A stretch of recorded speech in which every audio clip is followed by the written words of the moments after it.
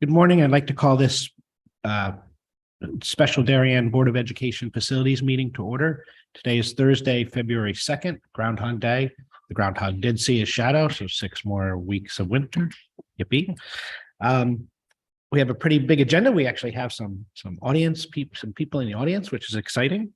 And our first item on the agenda is an update on the library renovation designs for Darien High School, Middlesex Middle School, and Tokenique.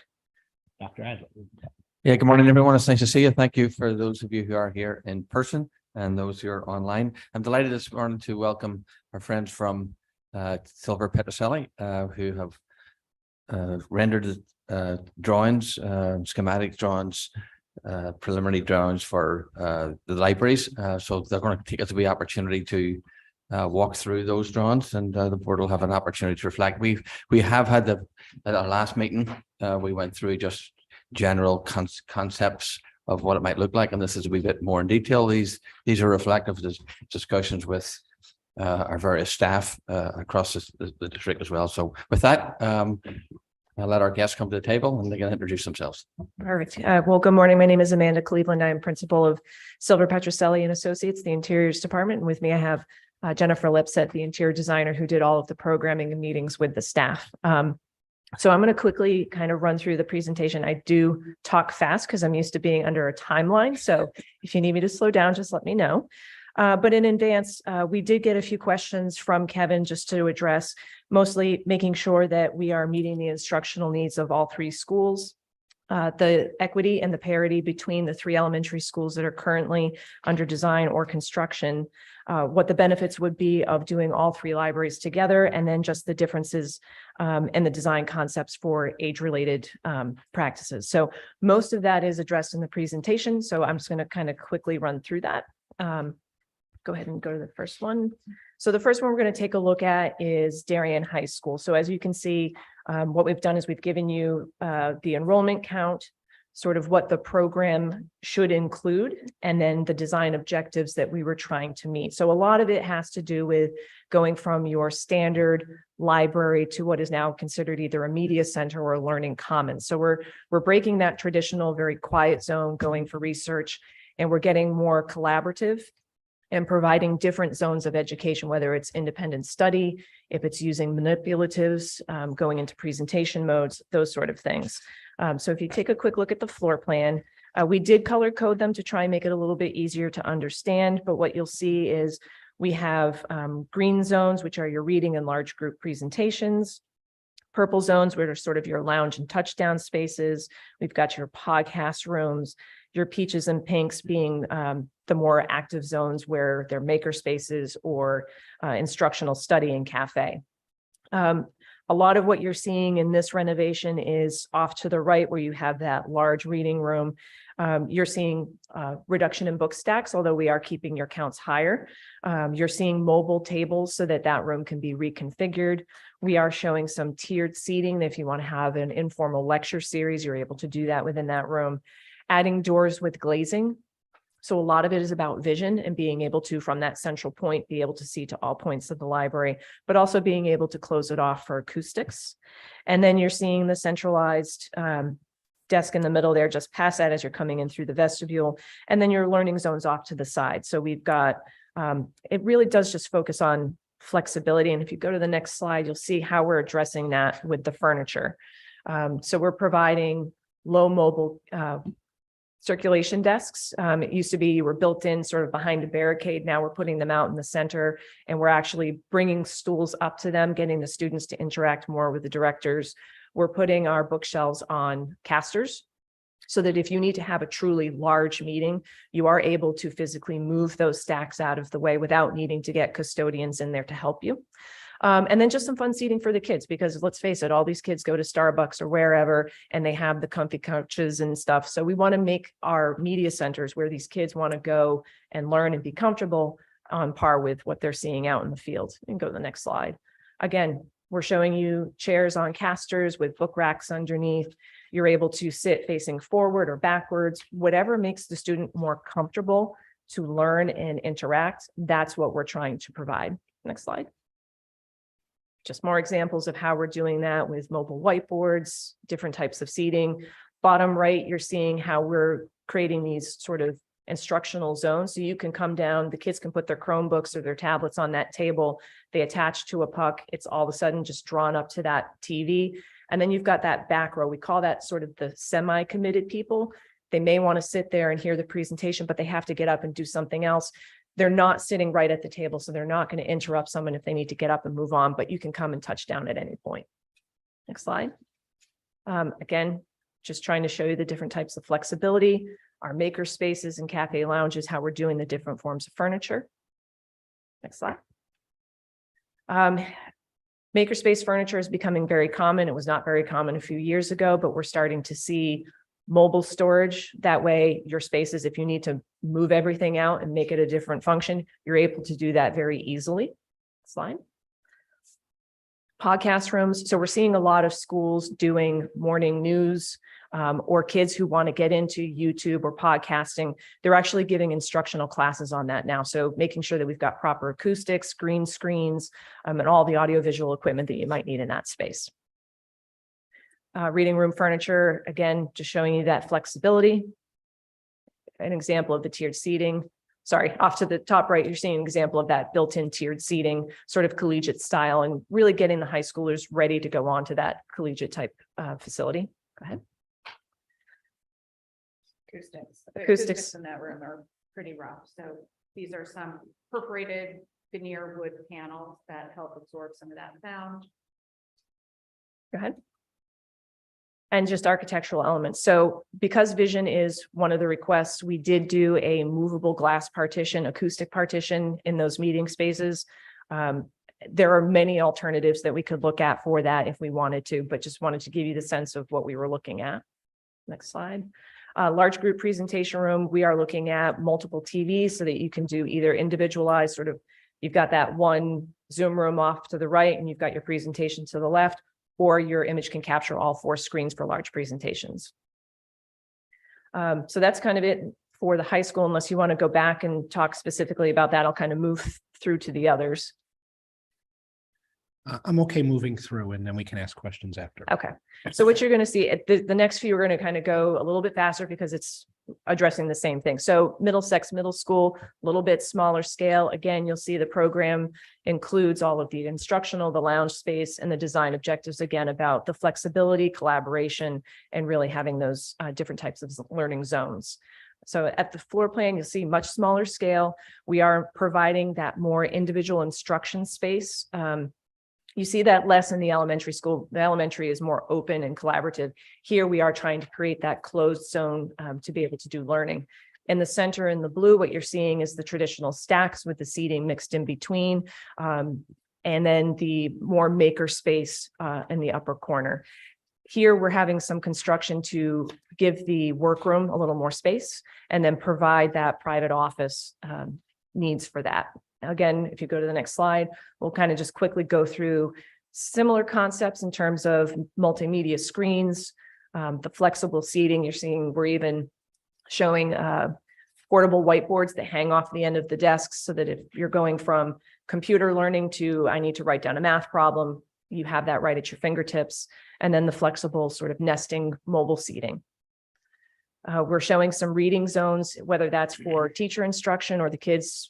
If you prefer to sit on the floor, prefer to sit on a bench, we're just trying to give them a couple of different options of how they can go in and use that media center. Again, those fun swivel chairs, the little cocoons that some kids like to sit in. Lounge areas with mobile screens, whether they are acoustical, we could put a tack board material, we could put whiteboard material. It's sort of up to you how you want to produce those spaces. Makerspace again. So in the high school level, it's a lot more technical. It might be more robotics. Here, we're going to come down a notch. And so you'll have intricate Lego labs. You might have some small robotics that you're doing. Next slide. And then again, that green screen room. So here we were requested to just paint the entire room green so that any wall could be used for production. And then providing all of the audio visual. We did do some color changing glass for privacy. So it'll be clear on normal function. If you need to go into a lockdown function, or you just need recording privacy, you do the switch glass and it goes opaque. Acoustics, again, is another big concern. So we show some architectural elements, whether it's carpeting the floor or putting clouds in the ceiling. And then our last school, the elementary school, again, program objectives of the makerspace, story time, instructional, and again, same design objectives, trying to get that collaboration and those different zones. So here you'll see a smaller footprint even than from the middle school. We've got the mobile desks. So those break apart. They come together for collaboration, but they break apart for individualized instruction. In the dark pink, you'll see the reading zone. So that's soft lounge seating that can come together, but it could also very easily be moved apart if you need a large gathering space. And then you've got that makerspace area. Here again, just showing you the configurations for mobile shelving that gives the flexibility to go from individual spaces to one large open room if you need to have a meeting. Next slide. Little bit smaller scale on the makerspace here. So now we're really talking about more manipulatives and less about electronics, although it's the possibility. So just trying to show you the different types of built-in storage in those tables. Again, they're on casters, so you're able to move them very easily. Examples of the mobile seating. So the triangular tables is sort of what's making up those group tables when you need it. Mobile bookcases with whiteboards on the back if you want to have a quick impromptu meeting. Story time, that's sort of the padded seating that we talked about. Right now, it's set up in a configuration where it's tiered, but those could break apart in any configuration, providing little what we call poofs or stools. Again, the kids could lie on their bellies if they wanted to. They could sit on them. They could sit on the floor and use them as a prop. Always adding in some different flexible seating. The tables that you see up in the left, those are actually whiteboard tables. So lay flat for working on, put up for presentation if you wanted to. And then again, just the architectural elements, the acoustics, the carpeting, creating zones, adding some fun colors, and just creating a lively, exciting space. So from a concept standpoint, each school is sort of on parity with each other. They all have the same learning objectives. It's just we've changed the scale of the furniture or provided different zones based on the age of the student that's in that school. And then in terms of the parity with the 3 elementary schools that are currently under construction, I do feel that we've met all of the learning objectives that was put forth for those schools have been introduced here as well. So whether that's within the materials being selected, furniture, or even the learning zones that we've identified, those are on par with the other 3 schools. So I'm going to pause if you have any questions before we get into budget. Open up for questions. Anyone have questions? Jill? Well, it looks wonderful. I think my questions really would be more for administration in terms of process, because Sure. I might have questions about that, but ultimately at this price point, it's probably going to the building committee. First of all, Joan sitting here, the Director of Informational Technology, and I want to thank her because she's been instrumental from the elementary schools right through in coordinating all of these projects. If we recall, this has been in the pipeline for a long time, and it was going to be funded through gifts and different things and sort of piecemeal. So this is why it's been brought back in this form. And I want to thank you for doing an excellent job and presentation of it. I think if I could just talk in global sort of perspectives, I did include the Director of Curriculum Instruction and Information Technology put together a memorandum for today that includes all of the educational specifications, for the want of a better term, that we're trying to address here. I think about talking in big picture stuff. We're talking about middle school next as a separate agenda item. I think we obviously prioritize the high school, but it's the oldest one. It's the one that needs the most work done in terms of sequencing. And then go through. We've got a lot on our table. We've got all the HHR projects. I would think as we wind down the HHR projects are completed, we would then do them. This is me just talking to you, and suggestion from administration here of we would then do that one, right? The middle school, because if the board is going to go forward with the project at the middle school, right, it would make sense because you've got auditorium needs there, you got space, the classroom needs there, you got cafeteria needs there. So we would suggest at that point then to do a study on the middle school, which includes this. Tokenique for me would be last. I know we want equity and of resources and learning, but I think we have that. And honestly, the other schools have lived through like portables and like lots of conditions that you would say were not equitable. I would say the educational programming and the programming at Tokenique by and large we can provide the same sort of instruction, but I do want to upgrade it. But if you're asking me in sequence, it would be those three. I don't know if that's the question you're asking, but I'm just trying to answer it. Well, a little bit, because I think, again, we might have specific questions, but at this point, we're not really talking about, the design is in line with what we're seeing in the other libraries. That was the hope here. Mhm. I think it's valuable to take probably some of this information and share with HHR, given that it's still in development and there's some best practices that might be interesting to share. But ultimately, I think I'm assuming what we really want to come out of this presentation with is an understanding of the concept, and then going from there to understand what next steps would be. Correct. Hey, Denny, can I ask a question? Please, John. Yeah, thank you. Good morning, everybody. Hey, Alan, if you look at kind of the curriculum memo and what you just lined up, very preliminary prioritization in terms of the projects, do they also line up from a curriculum standpoint? Oh, yes, i.e., yes. which facility, like from a curriculum standpoint, is most desirable to start or most in need? I would still say the high school. Perfect. By far. Thanks.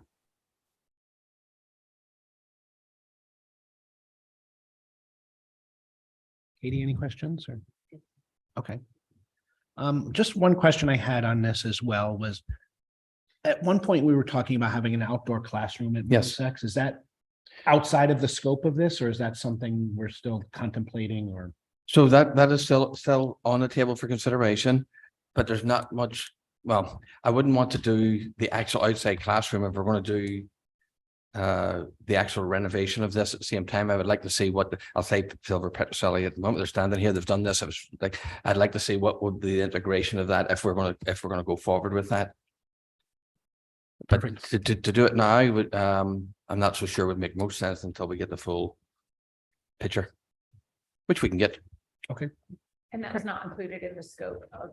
Correct. I didn't think so, but I was just. Correct. It was something that we were aware of, that we knew was a potential to be added, but it was not added as part of this review. Okay, thank you. So the question about that could be, do we want to go ahead with that? It's not a board funded project. It was going to be funded through the foundation. And they're willing to provide the funds for that as a gift to the district, and I would have to go through that process. If it was accepted, then I think we'd ask Silver Petroselli to add on a rendition to that. Correct. Okay.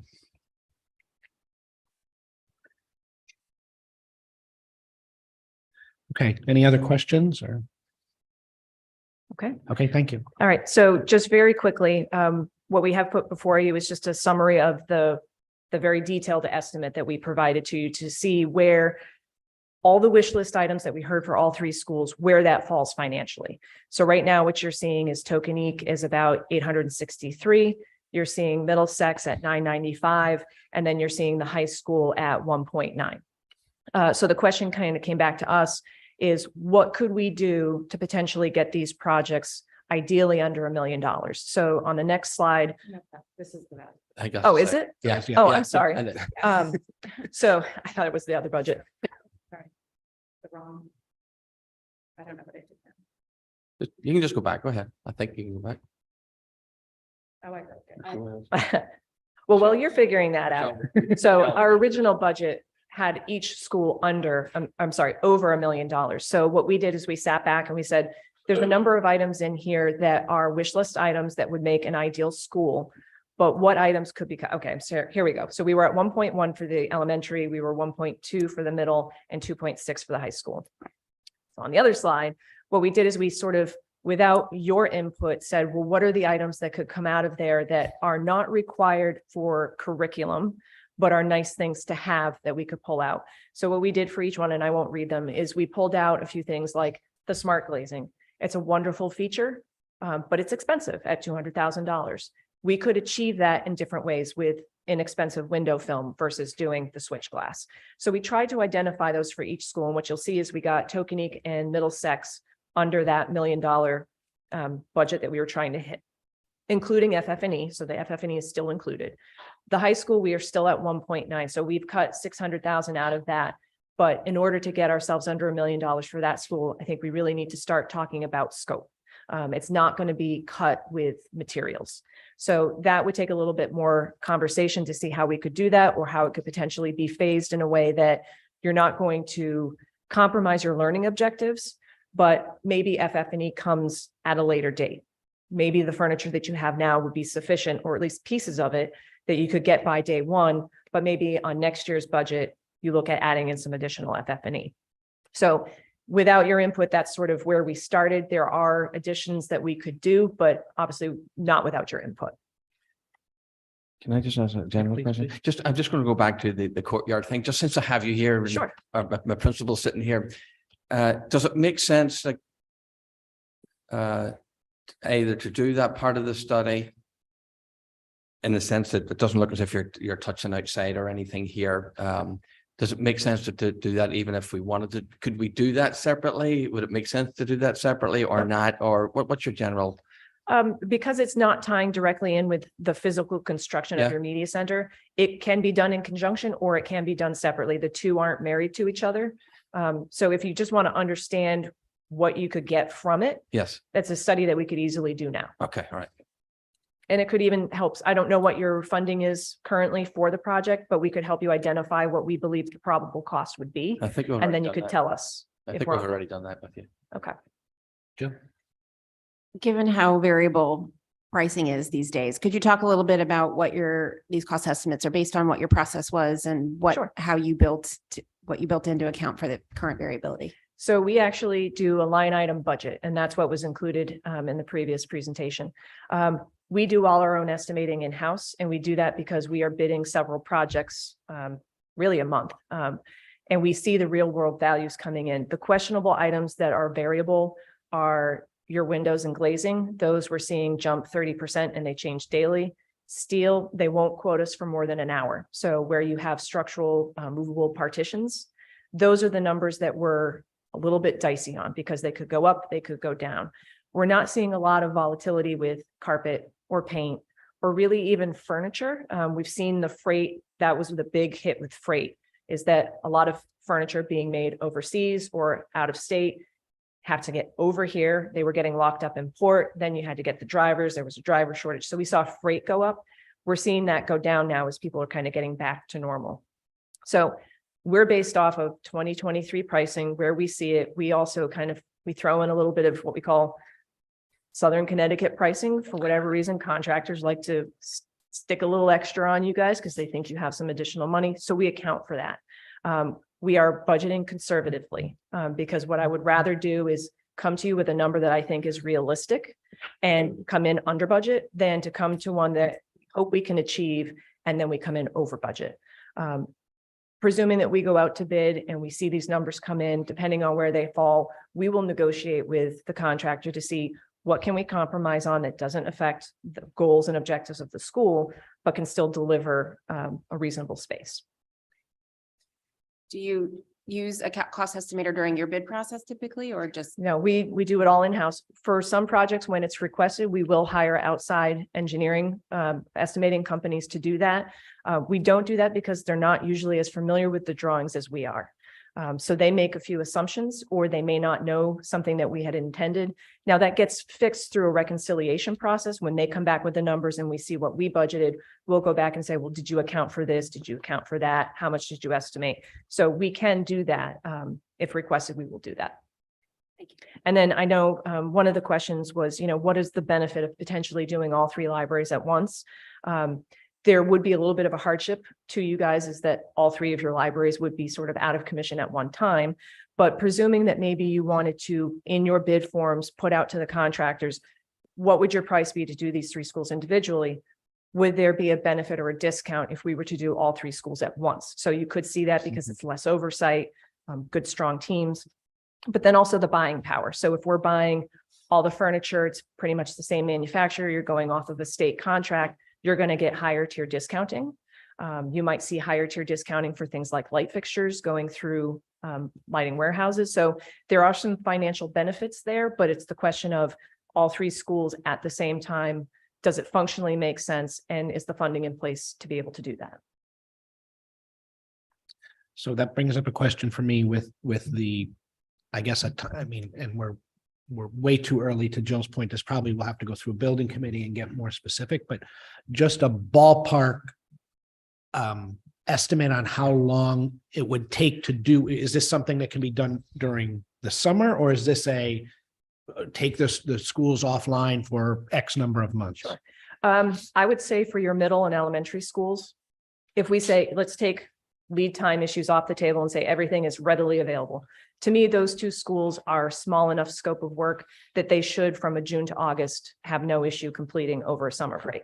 The high school is just larger and it's more complex. So that one, I would say you'd probably want to look at late spring, early spring, late winter, early spring start. And that could start as much as getting the contractor on board and getting the submittal process kind of done, so that maybe towards the mid-spring, we say libraries offline totally, and they can go in and do it in one fell swoop. You can phase it. It does take longer, it costs more, but it allows you to keep your library functional during the construction. Okay. Thank you. Other questions? I know it's in the memo, but do we want Joan to just touch for a minute on what this would enable from again, it's a long memo, but just from a high level instructionally. Yes, I was going to ask the same thing. So I appreciate you inviting her up to do that. Thank you so much. Thank you. you. Dr. McGettigan, just touch on the high level of the educational benefits and curriculum teaching and learning. If I had all the pictures and videos to show you of what's been going on at the high school, there have been usually all day, most days, not a seat to be had. So in the midst of this crowd, what can't really happen efficiently is instruction. So the two librarians regularly deliver instruction in inquiry projects, in capstone projects, in communication skills. Students have latched onto the podcasting room that we have set up. It's almost in constant use. We do have another podcast set up. When I wrote the grant last year, they equipped us with two. We just don't have the space for it. So we have, for example, some of the English teachers who would like to use it with their classes and have sort of a workshop going on, but we're limited because we just have the one podcast room.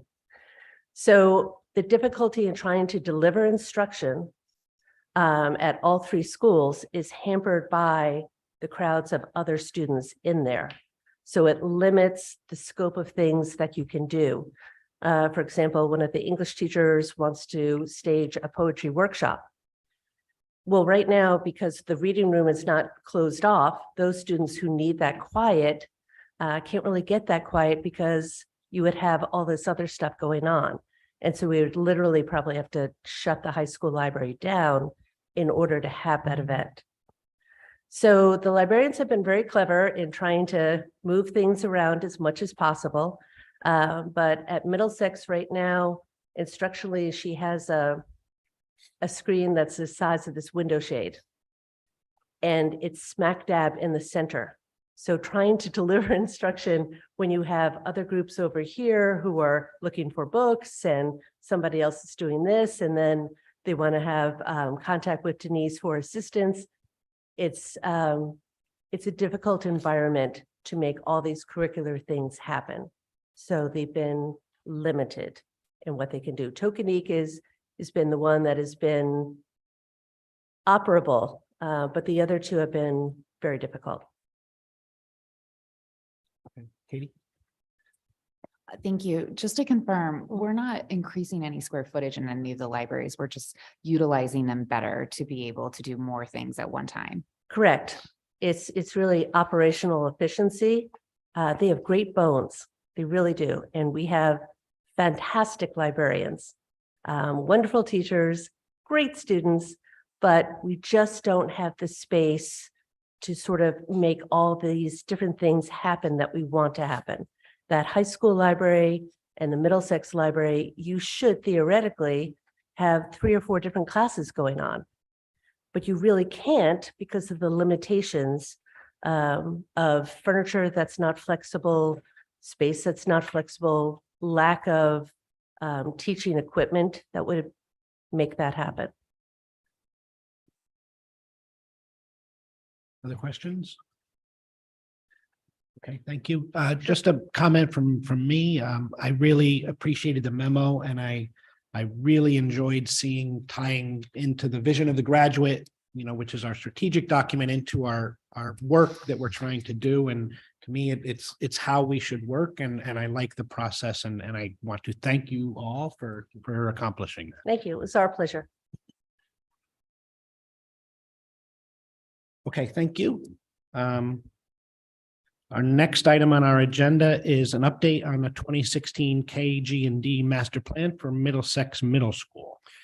So I thought we would have the opportunity, and then the committee asked us to look at, just to give a quick update on the status of what has to be done at the middle school, the last 2016 K&G study, where we see that. And I think it fit in nicely to the discussion of the library. So with that, I have Rich and Kevin here who are happy to give you a wee update of what was done, and also to look ahead of what KG&D at that time said to maybe what we should do in terms of expanding, or might do in terms of expanding. And of course, that whole process is over right now. We'll need to do another study. In fact, there's legislation that would require some of that. So I'll ask my two gentlemen to speak to those issues.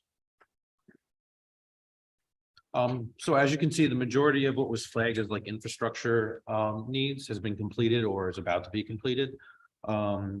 The fire pump, which was one of the biggest ones we've talked about this year, it's hopefully set to be completed in the spring. We have a couple of items in the fiscal 25 projected capital budget, one in next year's capital project budget. The one thing that the KG&D study did talk about was the potential for a 7 classroom addition. That study is 7 years old. So you would really have to do another study to really decide whether or not you wanted to move forward with that. Given the pricing that was cited in that 2016 study, between that, the needs for new roofs, which are probably within the next 5 years. Once HHR is completed, the middle school would be the only school without central air conditioning. And so looking at that, it's probably going to be about a $30 million project, potentially more if escalation is high going forward for the next 5 years. I will say you certainly don't have the bandwidth or the capacity to do another study currently, given the fact that we're looking at 3 elementary schools. Oxbridge is still going on. So ideally what you'd want to do is you'd look at that study timeframe maybe in the next 2 years. At that point, HHR would start winding down. Maybe you'd have that study completed in that last year when HHR is ready to open up. And then that following year, you'd have decisions to make about whether or not you'd want to address the middle school. Dr. Adley did mention it does look like it's going to be a requirement from the state that every 5 years you do a building condition survey study. If you recall, a couple of years ago, we proposed doing an update to this 2016 and we decided to defer it. That's probably not going to be an option to defer anymore. And that includes buildings that have been recently touched. So it's not an option to say take Oxbridge and the HHR buildings offline, even though they've been relatively new. You are going to have to do a district-wide study that touches all 7 buildings. However, I would imagine the time needed for an architecture firm to look at those 4 buildings will be minimal because they'd be relatively new and just recently touched, but that is probably something that's going to come down the pipeline. Questions? Yeah. So what are you thinking the timeline is for a building condition survey? Is that contemporaneous with this or? So I would think in the next 2 years, you're going to want to actually hire a firm to do that. Those tend to take about a year or so between collecting the information, putting the report together, bringing presentations to the Board of Education and making decisions. So if you did that in that time frame, within 2 years, HHR is going to start to wind down. And then as you have those conversations and presentations, then that's your opportunity to decide whether or not to move forward, whether it is an addition on Middlesex or it's not an addition. Maybe it's just, infrastructure improvements, whatever options are presented. What was the time frame you said? Or, Sorry, You have to do You're a couple of years out. within a year? 5 years. So you have to do it you're going to likely have to do one every 5 years. You certainly do not have the capacity to do a study for the middle school right now. There's between the 3 buildings in HHR, Oxford still going on. You don't have the staff to do it. No, I understand, but you said that you would recommend. I would recommend waiting 2 years and then that's when you'd start to do that study. Okay, thank you too. So we won't be voting on it a year from now. We'd be voting on it 2 years from now. Is that what you're saying? And excuse me, when is the expiration date, if that's the right word, of the roof? When do we hit that point when we're needed to redo Middlesex roof? So I think we had pushed out the roof, as Rich alluded to go in alignment with the HHR project winding down. So we are seeing some slight leaks here and there. So it is getting towards that 20-year mark where we're gonna have to start spending more time and operating expenses repairing it and maintaining it. But within the next, 5 years, it's gonna start to become a little bit more deteriorated. Okay. And then I guess my question is in this proposal from KG&D from 6-7 years ago now, there was the addition of 7 classrooms. Yes. Is that, how does this work for us? Is that something that you propose, or is it something the survey comes through and says you need more room, or and how do we do that? We would do something that like we did before with the last architectural firm that we had for preliminary, not only just to look at the design, but also classroom spaces, and the principal is sitting here this morning. That's getting a tighter and tighter space up there. So you're gonna need to do a study that includes an analysis of enrollment again, taking that in consideration. And the 7 classrooms, I think, at the time were, at the back of the building type thing that was designed such that you could do something at the back of the building. Whether that ends up like that or not, I don't know, but it would be done in consultation with enrollment. So part of the scope of work that you would put out is to just look at space overall in the school. You would provide existing enrollment, you'd look at classroom counts, and you'd feed that information to the architect to say, we need a certain amount of classrooms, and then they would do the analysis, whether or not it ends up being 6, 7, 8, 9, 10, depending on how enrollment looks. And then they would also look at spaces, whether it's the cafeteria or the library or the auditorium. Yeah, to me, this is just the part of the previous agenda item with the reworking of the library. Seems we should tie it in together with the entire program, as opposed to looking at doing this section and then building around it. So I think for me, I would like to work all of this together. So that would be pretty similar to what you did with HHR. Right. We knew there was a need for the libraries at Hinley and Royal and Holmes. And so that's part of HHR, but it's also, putting additions on the schools. So it'd be very similar concept.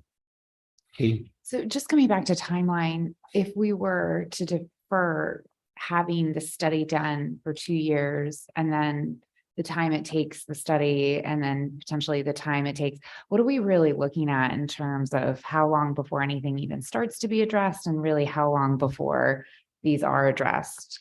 So you're probably looking at around 4 years, depending on how quickly like a building committee gets up and running. So if you're waiting 2 years to do the study, you figure another year to do the study and, present the study. And then depending on how quickly the board and, the various town bodies decide on acting on whether or not they want to do any of those items. And then it's, a year to do, schematic design and planning and things like that. And then that following year, if all goes well, you break ground. And Kevin, can the building really wait that long for some of the issues? It'll be tight. We're gonna have to look at the timeline. You may want to bring the study forward, right? The last year of the HHR or otherwise. I think we're going to have to really look at the timeline, because with enrollment and what it is at the moment in terms of capacity to do the work, do we want to wait that long is a question, as long as we have the capacity to pull it off. So I think that's up for discussion as to when we would actually kick in the actual study to start with. You definitely don't have the capacity. Well, That's fair. Well, that's an open discussion, right? I want the building done, right? But I don't want it done like if we can't pull it off, I can't pull it off. I'm going to be honest with that. But I think we need to have as to Mrs. Loveland's point, I think is as soon as we can begin to have capacity, we need to start putting this on the agenda. Because I think the other part too is the air conditioning at Middlesex. This would be our only school without air conditioning. Correct. Or central air conditioning. And with the temperatures that are coming in even April and May, and it's I've been, and even in September, I've been on that 3rd floor for parents' night, and it's brutal in there. So, so anyway, okay, John, any questions on that? Are you good or? Okay, anyone else? Go ahead, please.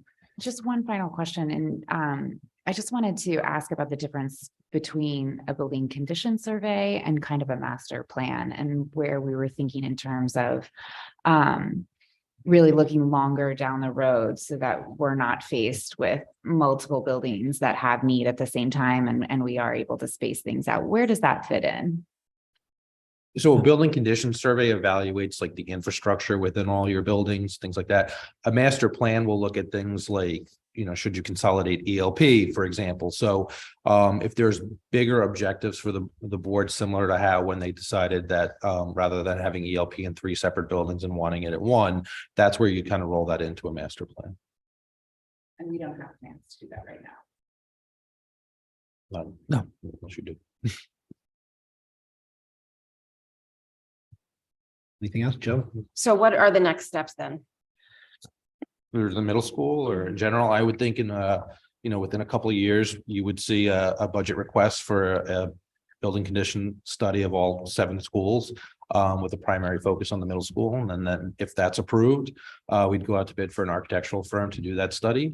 And then that study would come back to the facilities committee, and then obviously the Board of Ed to give updates on how we would proceed going forward.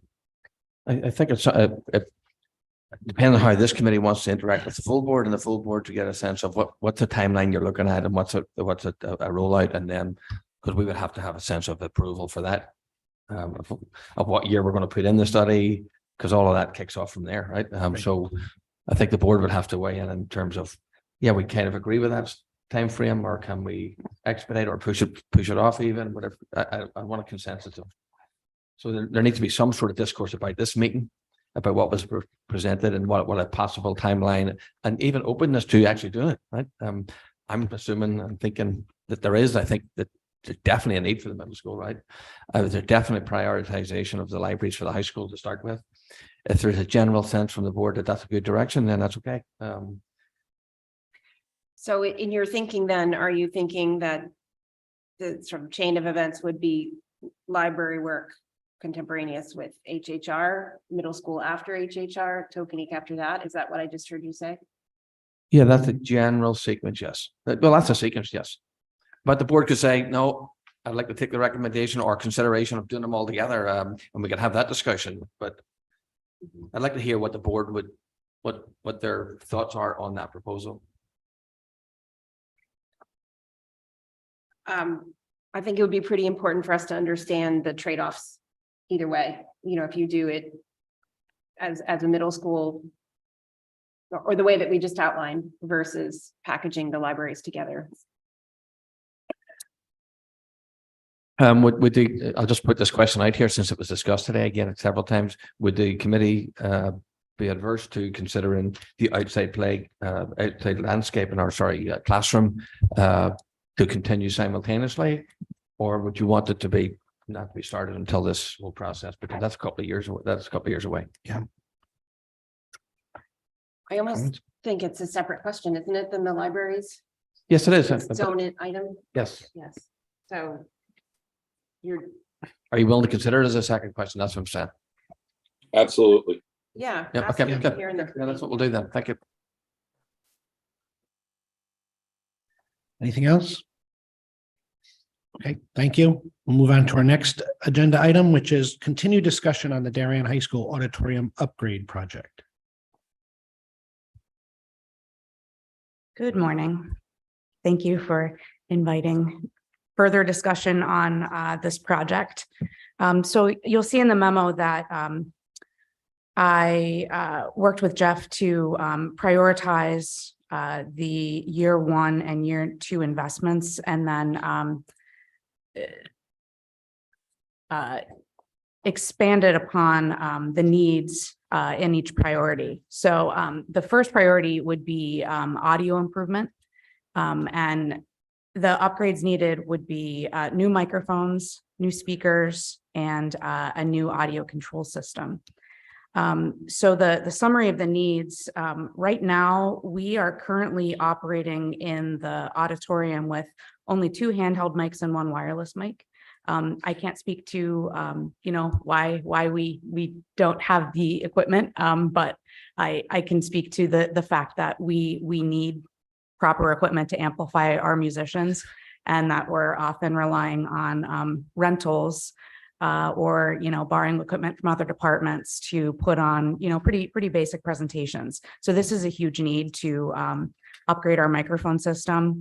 The space's current speakers, if you can picture when you walk into the auditorium, there are the two right in the center. So those are original to the building, and they were designed to deliver speech and presentation in the space, not music or theatrical productions. So we really need to replace these with line array speakers so that everyone in the auditorium can adequately hear amplification of sound, both speech and music. When we brought our consultant in to walk through the space with us, that's the first thing he noticed. And that's the first thing anyone with any knowledge of sound design notices. They say, wow, you have this huge space and you have two small speakers right in the center. How is that working? And our answer is just, it's not working well. It's not working well. And then our existing audio control system. So this is how we, turn on microphones and adjust sound.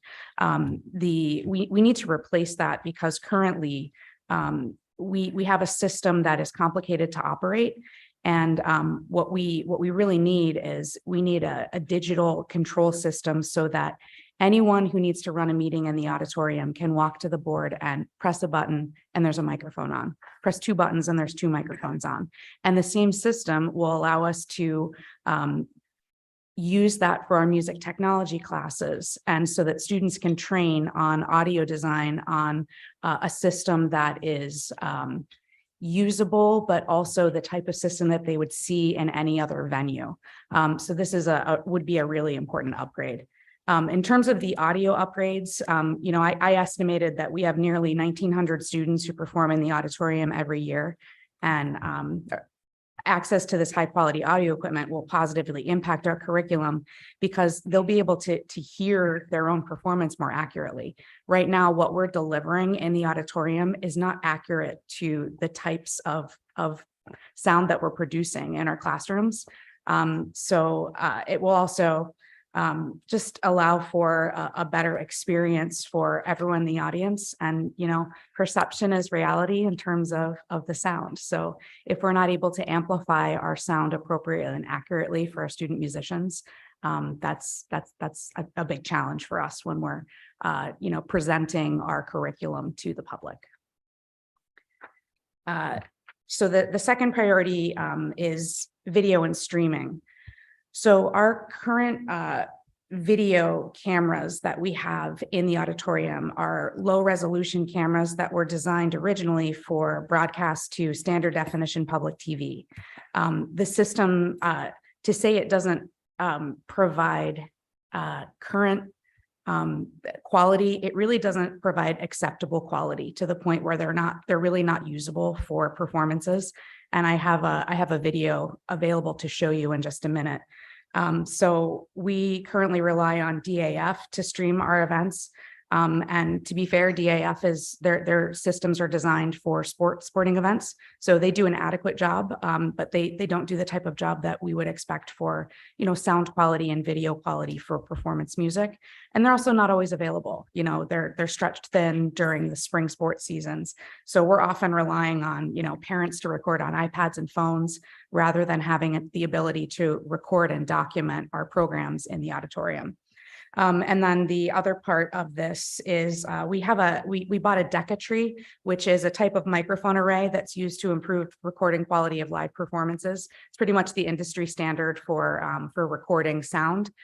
So we have that in our possession, but what we really need to do in this project is mount it. Right now, when we use it, we have to put it on a pole in the center of the stage. It's very labor intensive. And while it produces beautiful sound, it's not viable to set that up for every production. So Michelle, if you wouldn't mind queuing up the presentation, this is something I was able to show Dr. Adley and the other administrators. So if you look at the first example, so this is, I'll tell you when, this would be last year. DAF was not available to record. And so this is our DHS Spring Orchestra concert being recorded and streamed from our current system. And if you press play, I'll see if it's queued up to what it needs to be. Can you put it to like 30.00. You can scoot it this fast. Perfect. John, maybe? So this is, I'll give you 10 seconds of.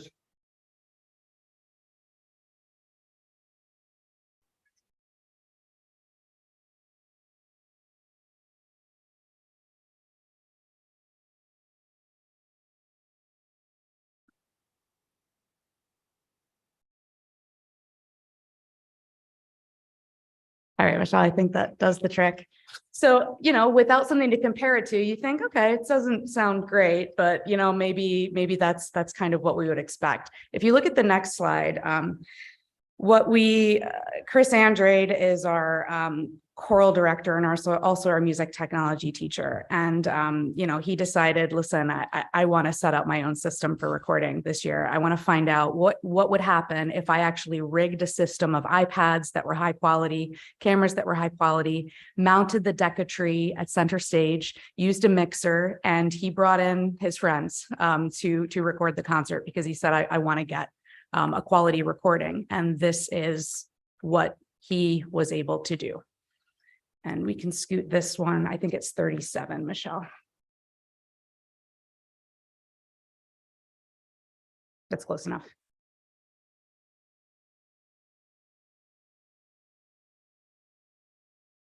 Should have sound, no? That's ironic, isn't it? Oh, no. There we There we go. go. And unfortunately, our speakers aren't gonna do it justice, right? I mean, hopefully you can tell just I from, can tell. You- When you shoot it. Yeah. I could. I mean, you can see the children and you can hear the acoustic sound. And so, you know, you can stop that, Michelle. Thank you. You know, unfortunately, we can't do that for every concert. You know, we can't spend days rigging artificial systems to get a quality recording.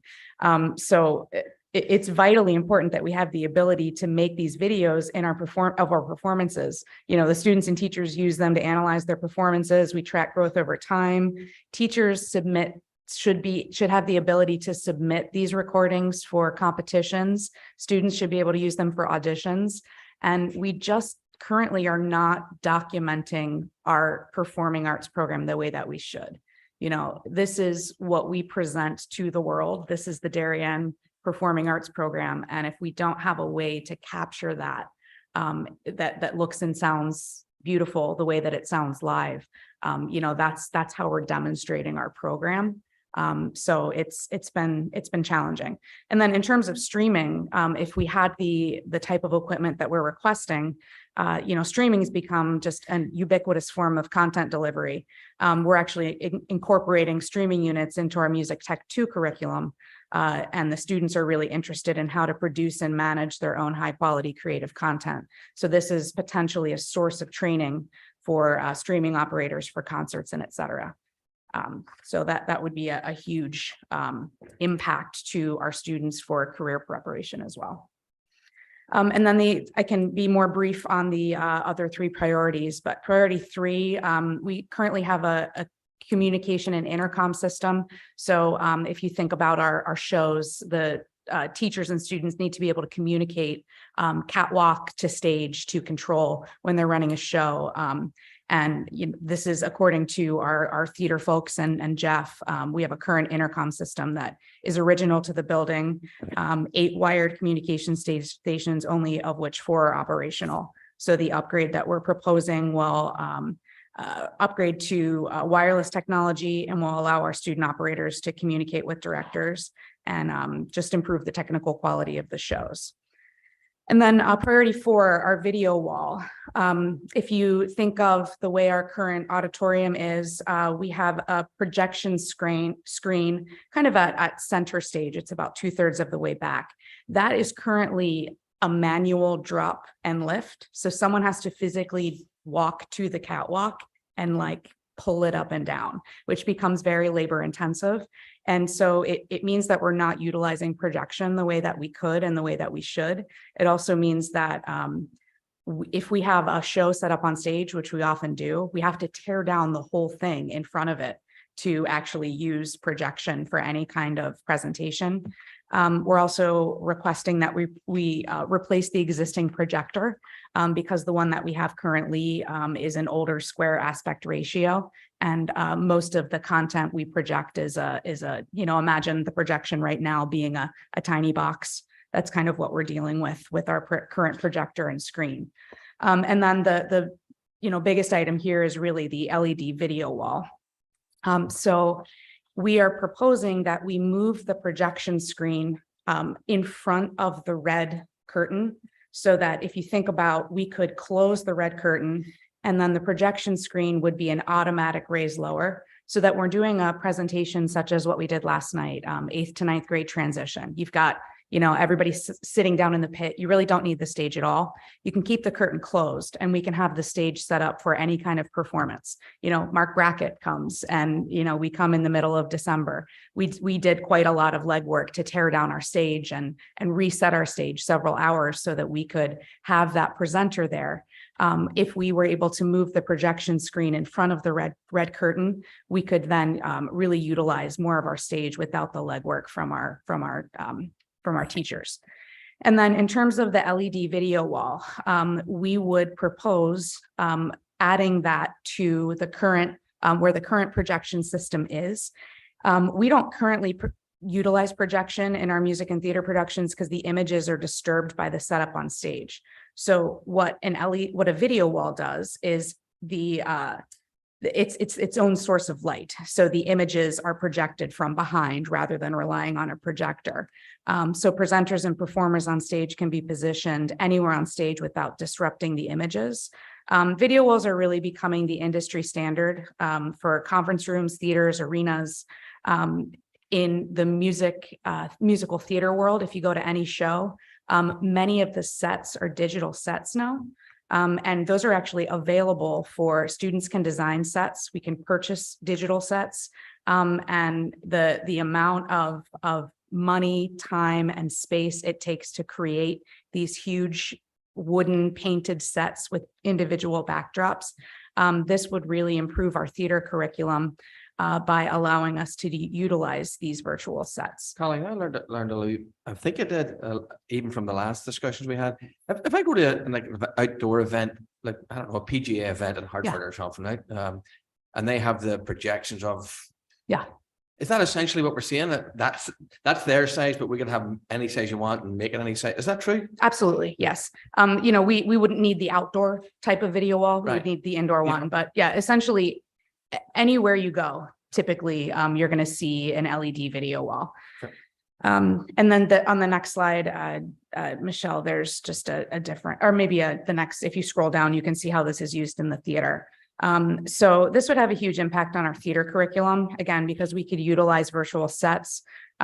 This technology would also allow our students in music and theater tech, art, film, web design, any other STEM classes to collaborate with creative, innovative digital content. So our students would be able to learn how to design, operate, and manage LED video walls for live events such as concerts, theater productions, and conferences, just like Dr. Adley was alluding to. Anywhere you go that there is, we really have this technology for any kind of presentation you would see in the real world. So this would be invaluable for students applying to colleges in various fields, not just music and theater, but media, design, business and marketing, engineering. Does this mean we can do Les Mis a wee bit earlier? You know what? It couldn't hurt. That's for sure. Dr. Adley, I'll put any show up that you ask for. And then the last thing, of course, there we go, the confidence monitor. So essentially you're using a confidence monitor right now. And so in our auditorium, students don't always have good visibility of the conductor during performances. It's typical during performances in other venues, and I've experienced them many times as a choir and theater director, to use this type of monitor during a musical theater performance in a large theater like ours. So, imagine a student is staged to be, in Les Mis, perishing on the side of the stage, and they need to come in on a note. they're perishing on stage, yet they need to turn their head to look at the conductor to start their song. That's kind of what we're talking about. And the challenge with our space is that if you think about, we have one entrance in the back. Typically, the confidence monitor would be back there. Most stages have two entrances. In our theater, we can't even hook up a temporary one there because that's the entrance to the theater. So we're talking about mounting the monitor on the balcony ceiling. And this would be used for not just our theater productions, but also it could be used by any speaker or presenter in the auditorium. So, Dr. Adley is at convocation with the LED video wall in the back and Don't say that. I need that confidence monitor. and the confidence monitor up front. And we're able to, I think it would make the space not only valuable for our performers from a curriculum standpoint, but just as a large, that we have this beautiful space, these technological upgrades such as this would just take us to the next level in terms of the ability to hold events and in a polished, modern, beautiful way. So those are the 5 priorities, and I'm happy to talk through questions. Questions? No, sure. A couple. Yes. So one of the things you mentioned is the standard. Yes. And I would imagine that I like for us to be at the front end of standards, but Yes. what is the standard for high schools versus the standard for theaters? Can you talk a little bit about that? And I'll go ahead and ask my second question because Sure. I think it's embedded. I think there's some things that have changed, right? I'm sure that I am baselining against what I understand to be forward thinking, which is pretty far back. So, when we talk about preparing students, what they are experiencing, what are the expectations? Can you give me a little more flavor around, why these things are standards today and what students are expected to understand as they go out into a variety of the careers that you mentioned, for example, or other environments? Yes. So we have a very, I would say one of the biggest impacts on curriculum in terms of how we're training students is through music and theater technology. So, when we're running our theater classes, it's not only important for students to understand how to perform, but it's important that they understand how to perform using sound equipment and to be able to design using appropriate lighting. So, if you think about a production, for every performer on stage, there are 10 to 20 who are, backstage. This is really where the jobs are. And it also, we're really working in a collaborative 21st century environment through our engineering, our art program, our music program, so that, we should be collaborating and we could be collaborating more with our film department, with our web design department, and really develop a program so that our theater is not just used for presentations, and it's not just used by who we're hiring to run the lights and sound, but we can develop a program with these upgrades that allow our students to really take ownership of the auditorium as a teaching and learning space. We are not utilizing the auditorium as a teaching and learning space currently. We really aren't. And so, even when we had we did a big walkthrough in order to come to this consensus. So I worked with Jeff, Nestor was there, Mark Mazzoni, Tim Sorensen, Theater 308, Chris Andrade, music tech and choral music, John Grauer, instrumental music. And we worked with a consultant who is a theater educator. And, we really talked about how these improvements would allow us to just make the theater basically a working theater, a training theater. And then some of the materials that we currently have could even be repurposed to go to the little theater so that students are training on, quite frankly, outdated technology, because there may be venues that they go to that are still using analog or wired systems. But that's not what they will typically see in most high schools. And this really is, we're not necessarily talking about, we're talking about some innovation, but these are the things that we would expect to have for students to interact with in their theater curriculum, but also in their technology curriculum, their media curriculum. We have we have robust STEM courses, and students really could be utilizing this technology in a broad way. Thank you. Thank you. The questions? Eddie? Hi, John. Hey, thanks. Good morning again, and thank you. I guess what I'm really struggling with is, the need to haves, and I view the audio improvement, microphones, speakers, controls, and the communications and intercom as, necessities to run productions, run any sort of presentations in the auditorium. But then I look at, and again, what I saw, the video streaming and recording and the video system, that's perfect and awesome and a great step up in technology, as well as a video wall and a projection screen and that $370,000 estimated investment. Also great technology, but I'm trying to draw the line of what's really cool and what we should be supplying as a necessity to our students in our community. I keep drawing the line or the parallel, what we did in the sports side of things. And there's tremendous amount of money raised privately for a lot of nice to haves. And some of the things we could debate whether or not the nice to haves or need to haves, like turf fields or lights. I go back to the video board at the stadium, again, another donation. And I don't want to rely on, past decisions, how we decided to how this community decided to fund it. But I also don't want to stray from some of the standards that we set previously.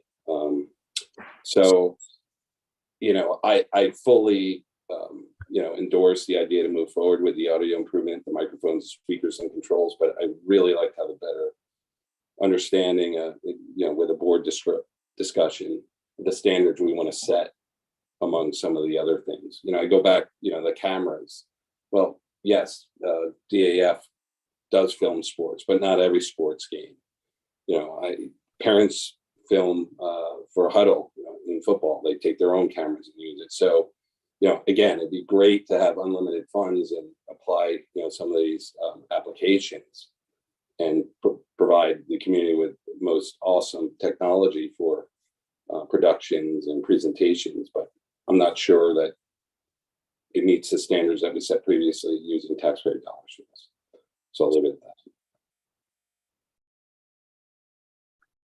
Well, John, was that a question to be answered or just? No, wasn't a question. It was Okay, just, okay. I guess it's a charge for our committee to bring to the board and have that discussion in making the decision of how to fund this request and whether or not we draw certain lines of standards in terms of what we should fund, from taxpayer dollars and what are nice to haves that we should help raise money for in the private side of things.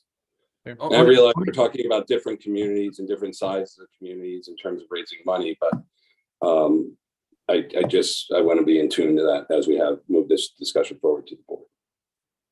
Only because Colleen's got the mic ready. Do you have a quick resonate on that or not? I would say the biggest thing as you have the discussion, the biggest thing I would ask you to consider is, impact on curriculum. So, every one of the items listed, we're not just talking about, recording extracurricular, or, the theater programs that run in the summer, but, every one of the items does tie into our music and theater curriculum, but also our technology curriculum. So, our film students, or even our sports marketing students, our business students, can be utilizing this technology by learning how to give presentations in our auditorium using the cameras, the controls, the boards.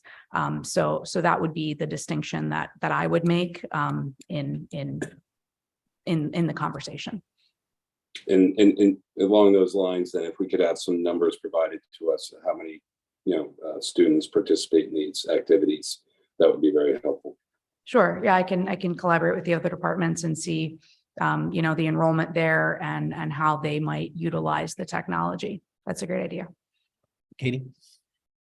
Thank you. To Mr. Sini's point, I was going to make the same point that you did, Ms. Thompson, is that, well, I'm a huge supporter of sports. I was an athlete, now I'm a coach. The difference I see is curricular versus extracurricular. This is actually part of our curriculum. And I also just wanted to say that I very much appreciate this presentation. The first time that you brought it, I saw the need, but being able to see the examples of what we have and what we could have, and to just better understand, not being someone well-versed in this space, it was really, really great to be able to understand what is a video wall and how often do we maybe see them in our lives currently. And I think that I very much appreciate your connection to just kind of the modern world and all the jobs that this would touch, and how far beyond it goes. Just our stage performers, I can see so many connections to just general professional life from, company and organizational tie-ins with this. So I appreciate the way that you laid this out. Thank you. Jill? I have two more tactical questions. Sure. One, I'd like to understand, the first one is what your dollars are based on. Sure. So in the original proposal, Jeff was able to work with several vendors, and the challenge is we had to make the proposal and the presentation first before we hire a consultant to really do the hard numbers. But the estimate, he says that the estimates are made based on a number of factors, including quotes from local companies, projections of market rates for similar services, and input from independent industry experts who have provided consultation on a volunteer basis. So that's where we are, and that's kind of the best that we could do in terms of the estimates for the individual segments in the project, and then the project as a whole. Okay. So I appreciate that. I'll turn to you guys. What have we built?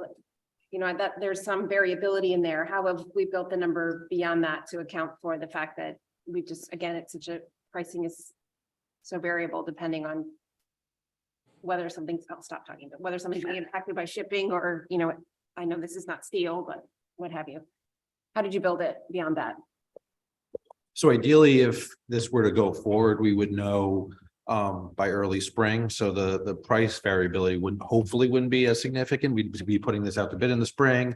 We'd be getting those quotes, which shouldn't be that far off from the quotes that were received in the October, November timeframe. If it delays, then obviously we'd probably have to look at some type of contingency. If we weren't going to do it this summer and maybe we're going to do it the following summer, we would likely have to build in some type of escalation cost. Okay, but you don't have escalation or contingency built in now? No.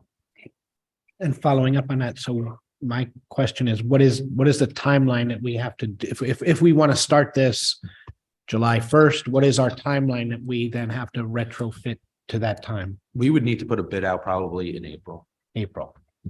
Okay.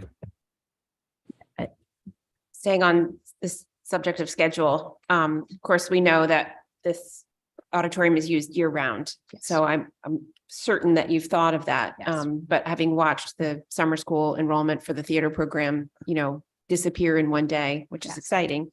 Can you talk about how you're thinking about going about this? Sure.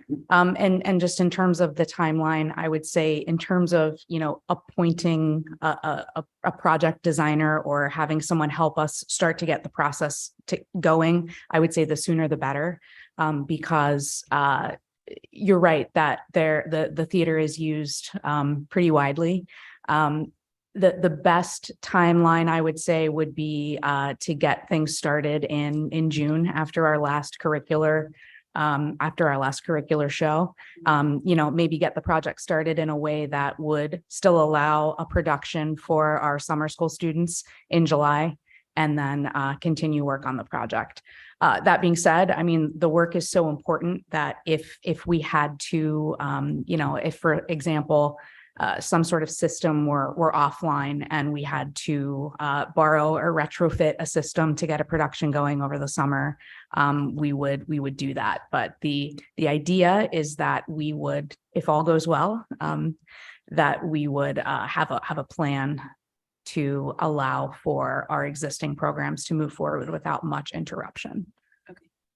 And if summer school has to figure out how to get equipment, there's money in that budget for them to figure that out. I would just add too, that when it comes time to go out to bid, you could also put in the bid documents that the work would need to happen around summer school, whether that's a night or a weekend or what have you. But we do have flexibility in that building to get the work done. Hopefully little interruption of the programming. I have a follow- oh, sorry. Go ahead, John. Dr. Adley, do any of the phys ed classes use any other field but the stadium field? What was the question? Did any other classes? Do any of the phys ed classes use? Some of them will go out and find spaces to do science experiments and different things like that. Obviously, phys ed comes, is obviously a class that uses it. I think that's. You were asking about the filming, John? No, I'm sorry. Let me restate the question. Let me know if do any of the physical education classes use any other field but the stadium field? Oh, Predominantly the stadium field is what they use. Now they go around the track and or go around the cross country area. That's correct. And they use Stadium East pretty frequently. But I don't generally see them in the other area, in the other areas generally. So they use the stadium East, and they track. Okay. And then secondly, another follow-up. Are any other classes like public speaking or elements of education like public speaking or physical education taped with our own devices, like video recording devices? I would say that, and this is just talking experientially here, because I would have to check. That's a bigger scope, because people do those things individually on their own all the time. I would need to get the scope of that. I would imagine, John, that they would be doing a number of those things on their own. Okay, thank you. Joe.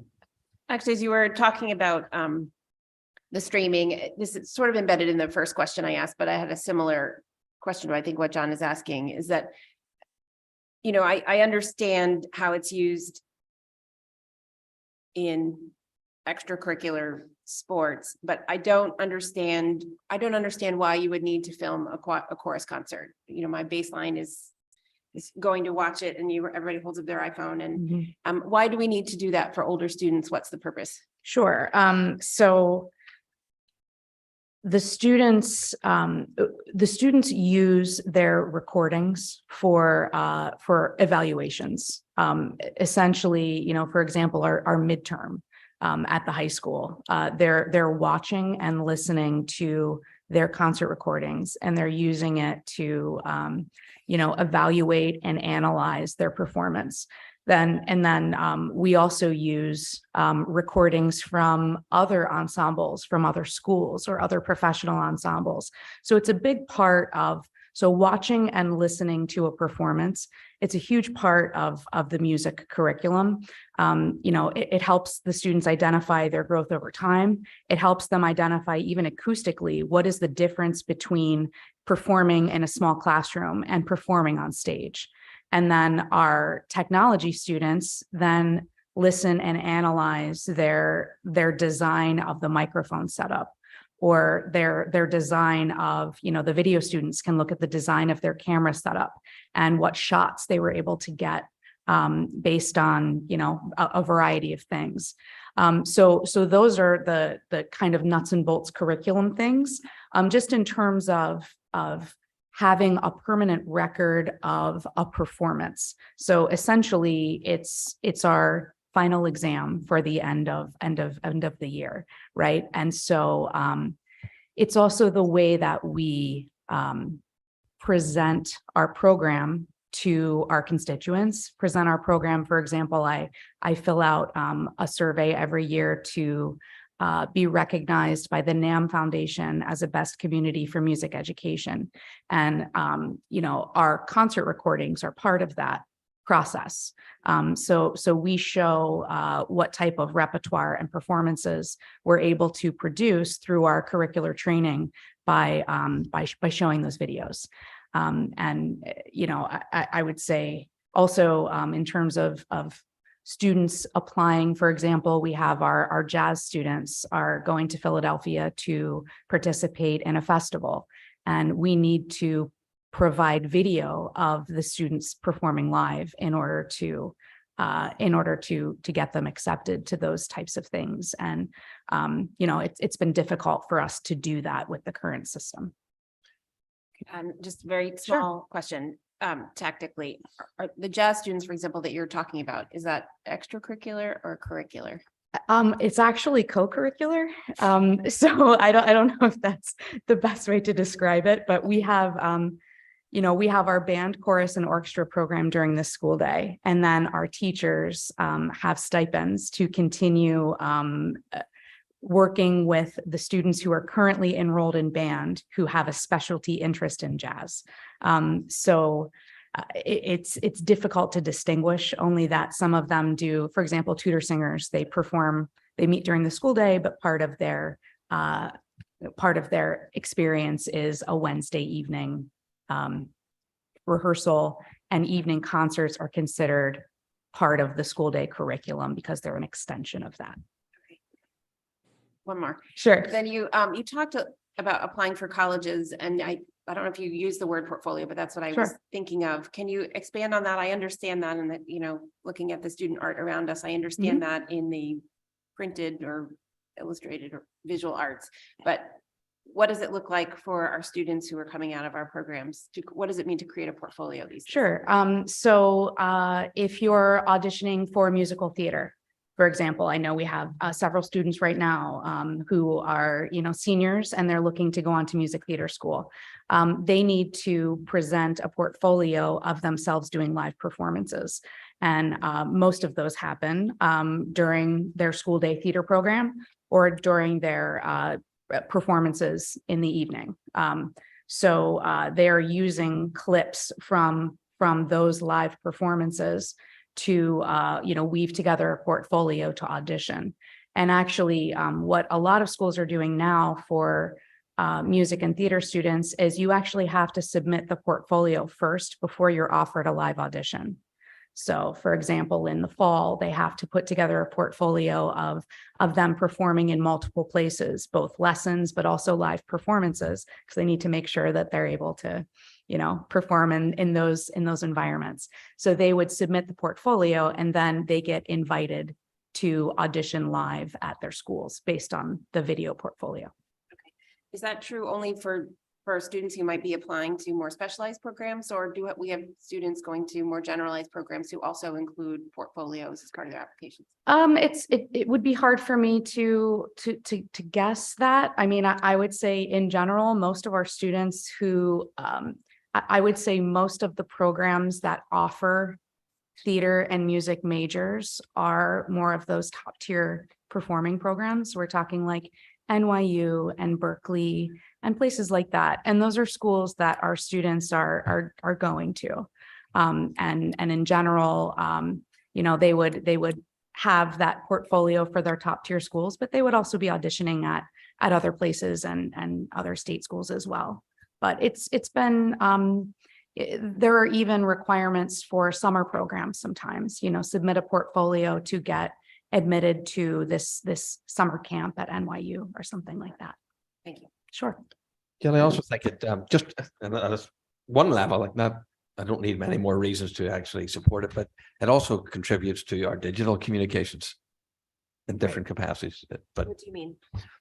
well, from last night, for instance, we have parents who prefer to observe the 8th grade night from home, either for convenience or necessity or any, and we've done a good job doing that. When you improve the quality of those things, that's improving the quality of the communication about the programs back to the parents, or even when kids are on stage, even improving the quality of that is indirectly sort of support communication back to the community.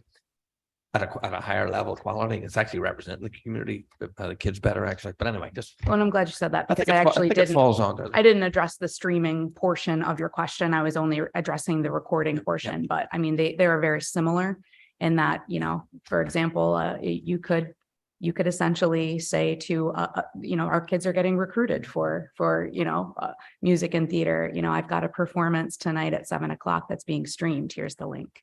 You know, that is a possibility as well. So, that would be the case for both streaming and recording, and the potential upgrades would handle both. So Dennis, if I may jump in, where I was going with this was equity, and thanks for bringing up the recruiting. And, you know, clearly there's not my sons, they're not playing at Clemson, but there are people that are recruited for sports and such, but they have to use their own resources and private resources. So I'm just calling out a issue of equity that I think the board needs to explore. Thank you.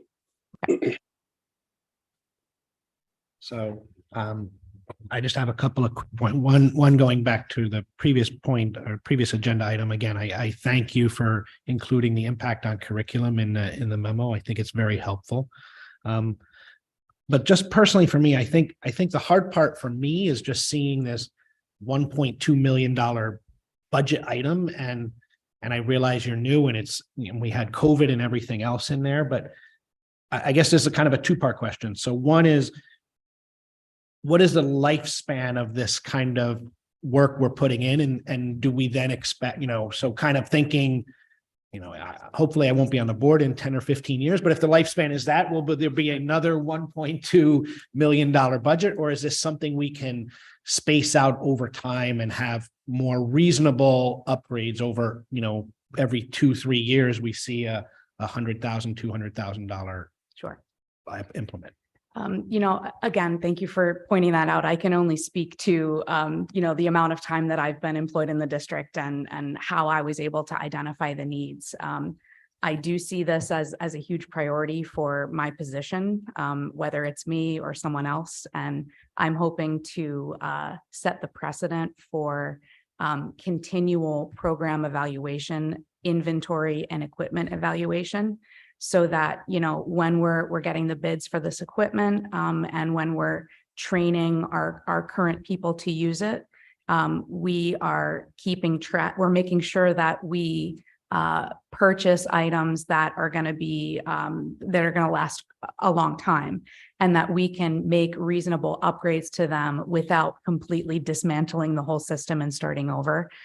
So I guess the best way I can answer that is that, you know, I'm going to establish a yearly really evaluation of our equipment and our programming, and we'll be able to include reasonable upgrades and needs through the typical budget process, you know, without coming back. You know, I don't intend to, you know, do this upgrade and 15 years from now we do a whole new upgrade. You know, that's not the plan. Perfect.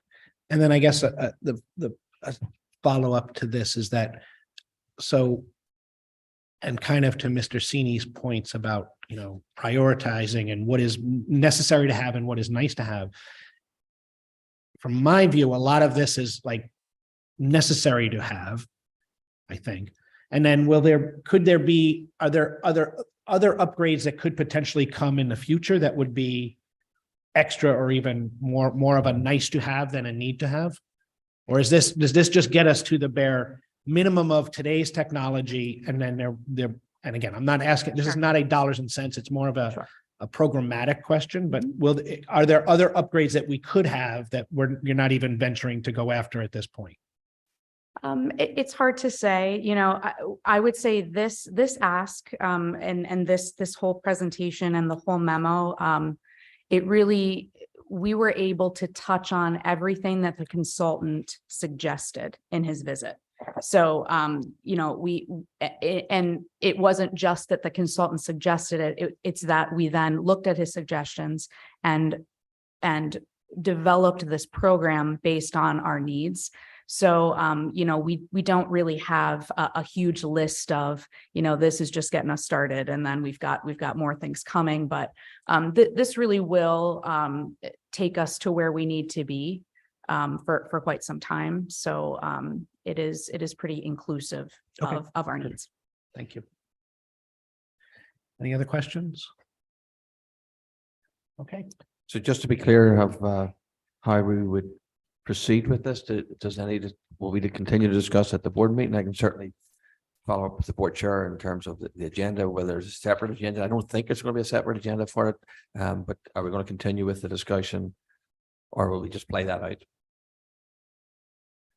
well, Does this committee want me to bring anything special back to the board or otherwise? question, you have a point? Go ahead, but. For me, I think, yes, I think we have, at least from this meeting and last meeting, I think we are in favor of moving this along, Okay, just okay, not okay. in the process of the budget. So Okay, to me, okay, that, okay. if April is our time, how do we then proceed to hit those marks? So to hopefully do this work in the summer of 23. So I think that's right. There's a question there is if we take budget track or off budget track, can we map out those timelines, please? So we can see what they look like and have that ready for the board. Or it might even be hybrid, guys, where, the board approves, one item, one priority in the budget and then pushes the rest to off budget. So, I mean, that's going to be part of the budget discussion at the next meeting, I would gather, right? Yes. Agreed. So to get the timelines, Alan, to Jill's point, would be very helpful if we take it out off budget versus through budget, or are there certain elements of this that we can go, hybrid, if you will. Appreciate it. So is the question, John, is there anything we can pull out without impacting the rest of the work? Is that your question? Well, yeah, I mean, I guess, I'm just going through my preferences, right? Simply as an example, but, audio improvement, microphone, speakers and controls, I'm going to be in favor for including that as part of the budget. So I think it accelerates it. That will be an answer. I mean, we, won't need a special approval, I guess. It's going to just go through the approval of the budget process. But if we can pull out, the other elements and take that outside of budget, does that impact the timeline at all? Thank you. Perfect. Do Okay, you thank want a you. recommendation from the committee beyond that, just to continue the conversation? I don't know if you're talking to the chair or me. Yeah. For me, I think I'm fine with that. Okay, that Right. we're in favor of the project, but looking at the most appropriate timing and funding. Agreed. Okay. Okay. Correct, John? I guess we're in favor of continuing the discussion of the project. Right. I don't, unless you want to take a consensus vote right now about the I don't project. think we have to. I think we're okay. Thanks. Okay, thank you very much. And our last item is public comment. I got to run, guys. Thank you. Okay, thanks, John. When anyone on Zoom would like to participate, please use the raised hand icon. There are no raised hands. Thank you very Thank much. you, everybody, very much. I will entertain a motion to adjourn. So Joe moves. All in favor? Aye.